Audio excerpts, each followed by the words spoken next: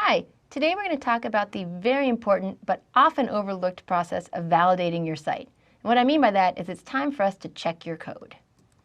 So why do we want to validate?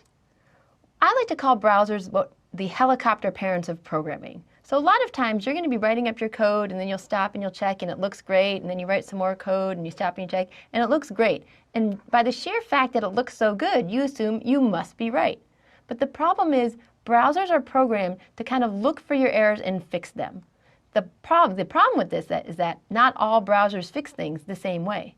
It's also important to remember that not everyone is accessing your page with traditional browsers. So as your page becomes more complex, these little hidden problems, little hidden errors that the browsers are hiding can become devastating to people who are trying to access them with different software. So there are three approaches to validating your code for consistency. One is to validate what we call the URI or the URL. Another is to validate by your file name, which means instead of giving your URL, you can actually upload your file to check it. The third way is what I call by direct input. So let's go ahead and run through an example very quickly. And the site I'm going to use is called the Validator. So if you check here, we can start off by going to the validator.w3.org. As you can remember, the W3 is really the association for trying to make sure that everyone sticks to the same standards. And here are three options. We can validate by URI, the validate by file upload, and the validate by direct input.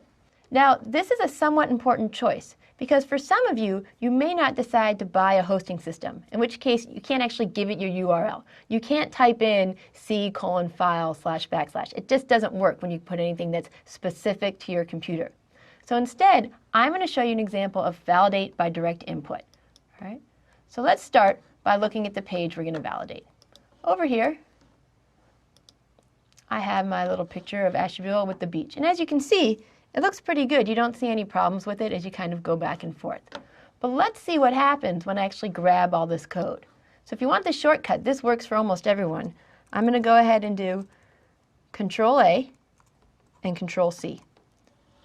Head back over here, and when I put it in and I click on check, once I start going down, you can see, oh, this looks good. Oh, right away it says, nope, you have an error. And the error is stray end tag, and that's for a section.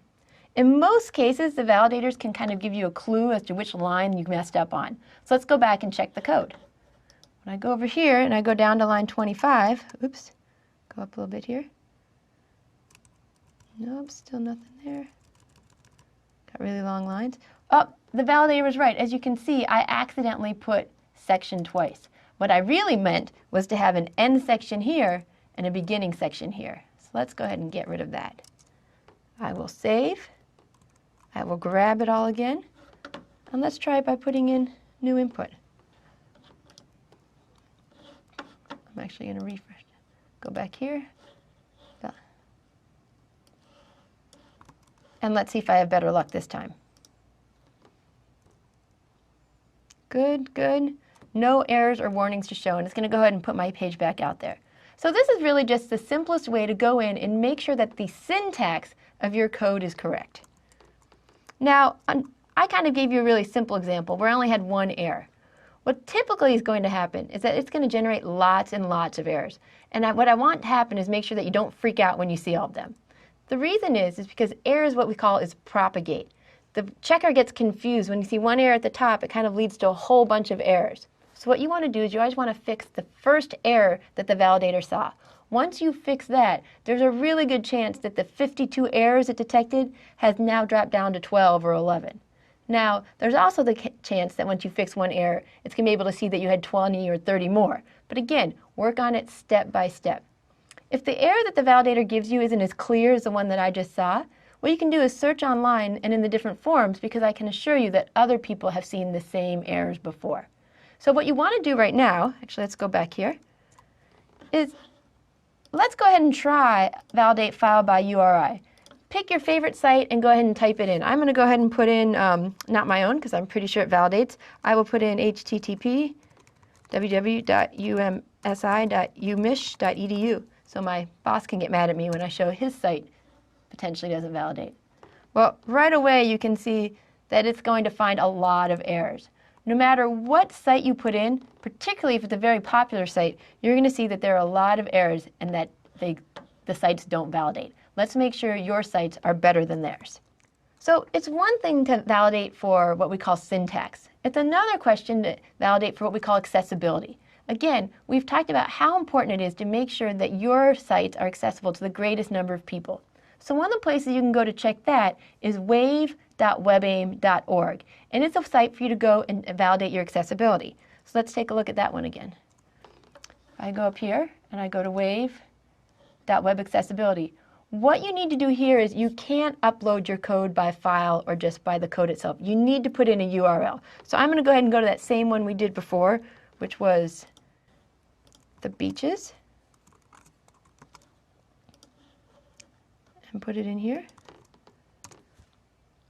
And you can see I didn't get any errors, but I did get a couple of alerts. And the alerts were simply telling me that I'm not sure your alternative text is quite as good as it should be. And also another point is saying you have the same redundant link, which means you have the same link twice. So right now everything looks good as far as syntax and the very high level of accessibility for the semantics.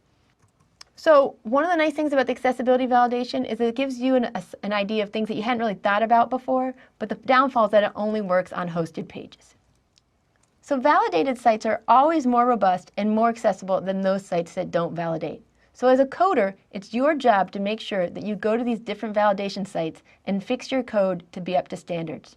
If you're not coding, it's also important for you to visit the sites that you go to on a regular basis and go ahead and validate those. It's going to give you a real sense of the different ways people feel the importance or non-importance of making their sites accessible to everybody. Good luck.